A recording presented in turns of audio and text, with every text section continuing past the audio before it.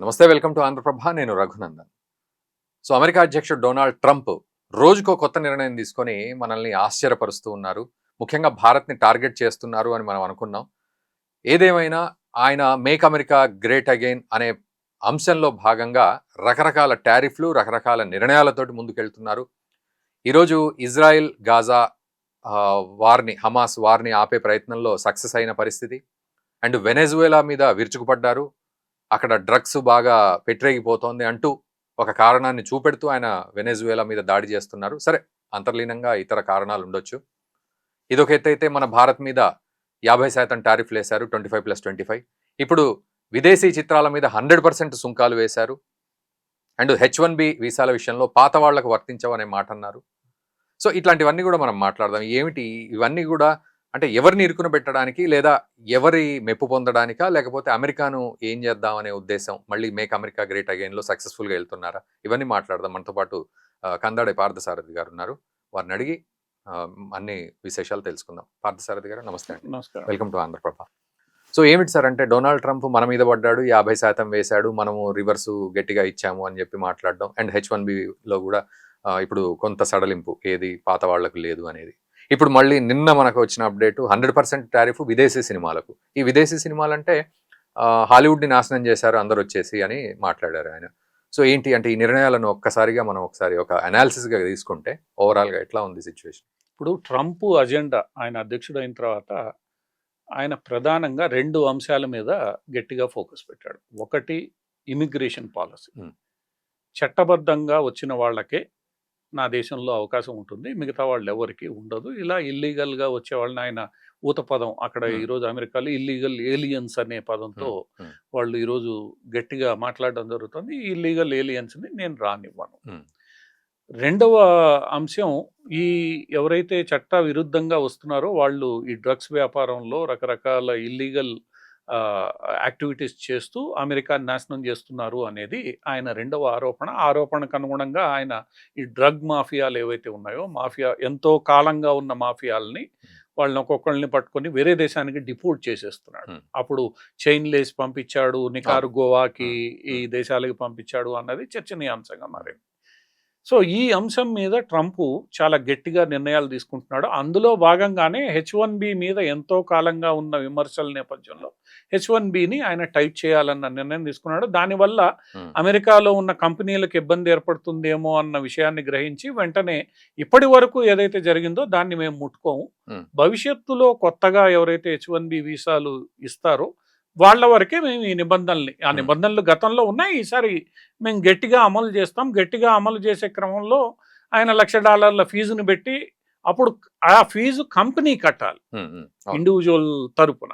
So ఆ కంపెనీలు ఖచ్చితంగా అంత పే చేయాలి అని అంటే అవసరమైన వాడిని తెచ్చుకుంటాయి అన్న భావంతో ఆయన చేశాడు. ఇది కూడా ఇల్లీగల్ ఇమిగ్రేషన్ని, ఇల్లీగల్గా దేశంలోకి ప్రవేశించడాన్ని అరికట్టే దిశగా ట్రంప్ చేసిన ప్రయత్నం.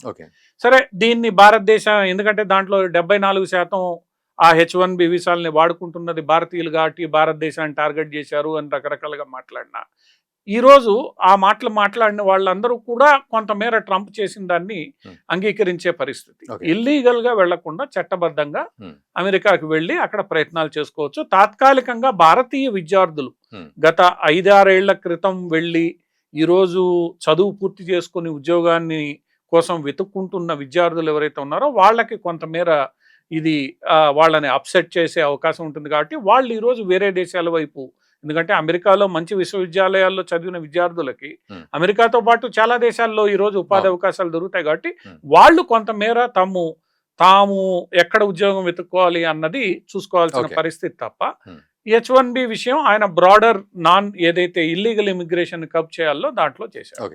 సరే, మనం విమర్శలు చేసాం, అది మనకు కొంతమేర ఇబ్బందులు, ఇదంతా నడిచింది. ఇక టారిఫ్ల విషయానికి వచ్చేసరికి, ముందుగా రష్యా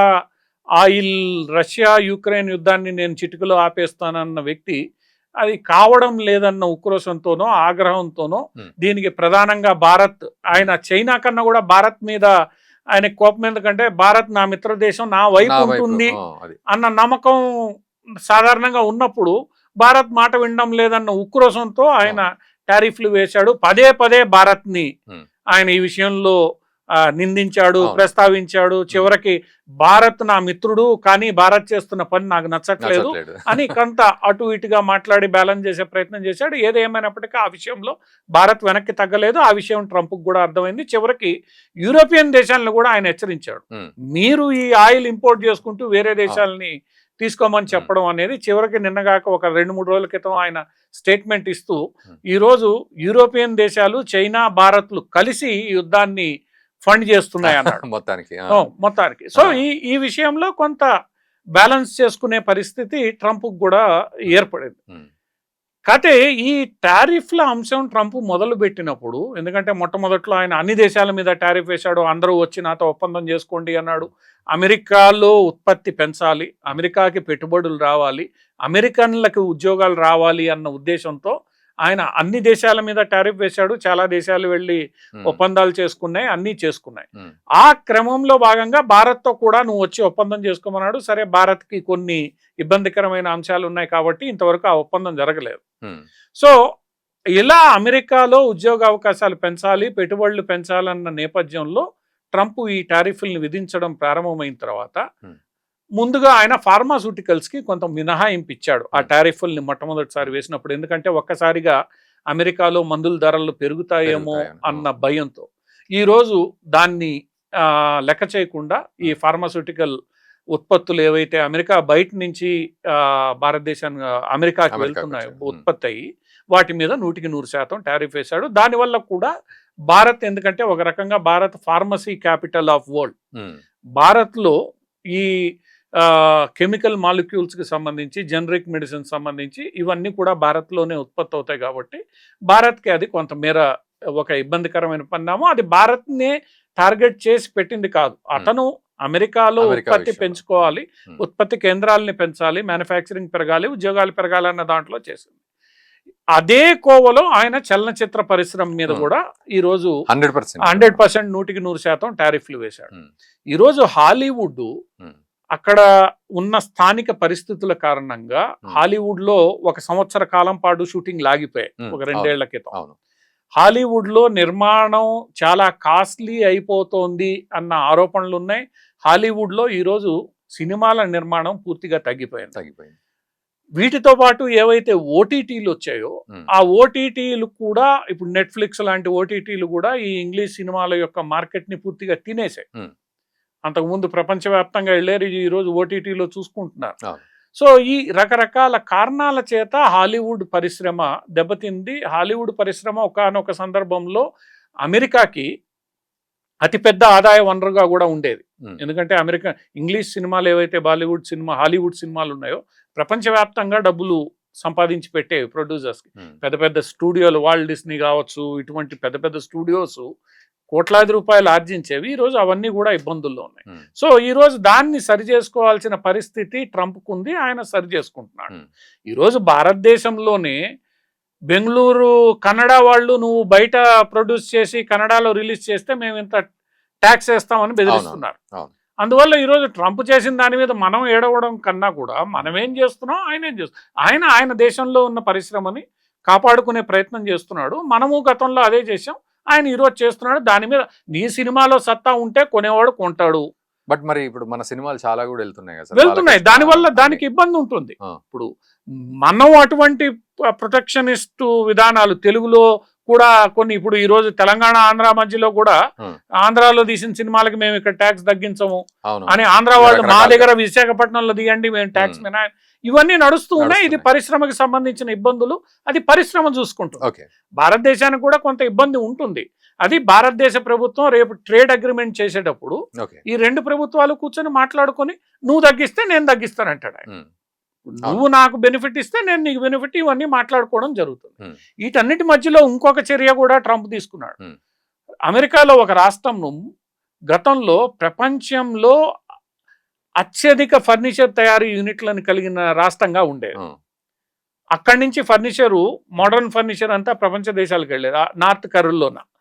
అటువంటి రాష్ట్రం ఈరోజు అక్కడ పరిశ్రమే లేకుండా పోయింది. ఎందుకంటే ఫర్నిచర్ మ్యానుఫ్యాక్చరింగ్ అంతా చైనా, ఇండోనేషియా, ఇక్కడికి వచ్చేసింది. సో ఆయన ఫర్నిచర్ వాళ్ళ మీద కూడా 100% ట్యాక్స్లు వేశాడు. అది భారతదేశానికి సంబంధించిన సంబంధం వ్యవహారం లేదు. కాదు కాబట్టి పెద్దగా చర్చలోకి మీరు రాలేదు చైనా కానీ ఇండోనేషియాల మీద ఆ పడుతుంది. చైనా ఆ. ఇండోనేషియా లాంటి దేశాల మీద పడుతుంది. ఉమ్. సో ఇక్కడ ఓవరాల్ గా చూస్తే మనం గత 6-7 నెలలుగా ట్రంప్ తీసుకున్న చర్యలు తీసుకుంటే ఉమ్. మధ్యలో రాజకీయాలు, ఈ యుక్రెయిన్ రష్యా అసహనం, ఉక్రోషాలు లాంటివన్నీ కోపాలు, పక్కన తాపాలు. పెడితే అతను అమెరికా ఎకానమీని ముందుకు తీసుకెళ్ళాలి. ఎందుకంటే అమెరికన్ ఎకానమీ ఈరోజు నిజంగా ఇబ్బందుల్లో ఉంది. వాళ్ళ యొక్క అప్పులు విపరీతంగా పెరిగిపోయి ఉన్నాయి. $1 ట్రిలియన్ అప్పుల్లో ఈరోజు అమెరికా ఉంది. సో అమెరికాలో ఒక రకంగా మ్యానుఫ్యాక్చరింగ్ లేకుండా పోతోంది. సర్వీస్ సెక్టార్ కూడా నెమ్మదిగా భారతదేశం లాంటి దేశాలకు వెళ్ళిపోతోంది. అమెరికాలో యువత కొంత పెడదోవన పడుతోంది అనేది అమెరికాలో ఉన్న ఒక చర్చ. దాన్ని లేవనెత్తే ట్రంప్ ఈరోజు అధ్యక్షుడిగా గెలిచాడు. Okay. Make America great again అనే నినాదం ఏదైతే ఉందో ఆ నినాదం యాక్చువల్గా ఇవన్నీ గతంలో ఏదైతే అన్ని రంగాలలో ఉత్పాదక రంగంలో వీటిల్లో అమెరికా అతిపెద్ద దేశంగా ఉండిందో, అమెరికా గొప్ప దేశంగా ఉండిందో, దాన్ని నేను ఈరోజు మళ్ళా తిరిగి పునర్నిర్మించాలి అనేది అతని నినాదం. ఆ నినాదంలో భాగంగా ఇవన్నీ చేస్తున్నాడు. మధ్యలో కొంత రాజకీయాలు ఇవి అవి మిళితమవడం వల్ల గందరగోళం అవుతుంది. కానీ అమెరికా అధ్యక్షుడు తీసుకుంటున్న నిర్ణయాలు చాలా కాలంగా పెండింగ్ లో ఉన్న నిర్ణయాలు. అది ఈసారి ఆయన గట్టిగా తీసుకుంటున్నాడు.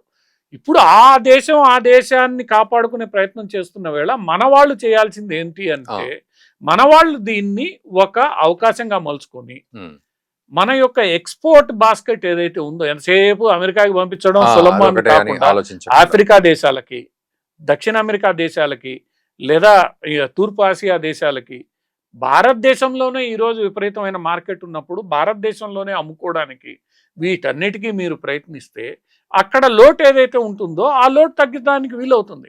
సో ఈ రోజు ఛాలెంజ్ భారతదేశం ముందేంది, అమెరికాని తిట్టుకోవడం కాదు, చైనాని తిట్టుకోవడం కాదు, నిన్ను నువ్వు నిలబెట్టుకోవాలి. మ్యానుఫ్యాక్చరింగ్ రంగంలో కానీ, అది ఎలక్ట్రానిక్స్ లో కానీ, ఎక్కడైతే మనం వెనకబడి ఉన్నామో మెయిన్ గా హార్డ్వేర్ రంగంలో కావచ్చు, లేదా మిషనరీ రంగంలో కావచ్చు, కెమికల్స్ మ్యానుఫ్యాక్చరింగ్ లో కావచ్చు, లేదా రేర్ ఎర్త్ మినరల్స్ కావచ్చు, డిఫెన్స్ మ్యానుఫ్యాక్చరింగ్ లో కావచ్చు, ఏరోప్లేన్లకు సంబంధించిన ఏరోప్లేన్ల మ్యానుఫ్యాక్చరింగ్ మన దేశంలో సున్నా.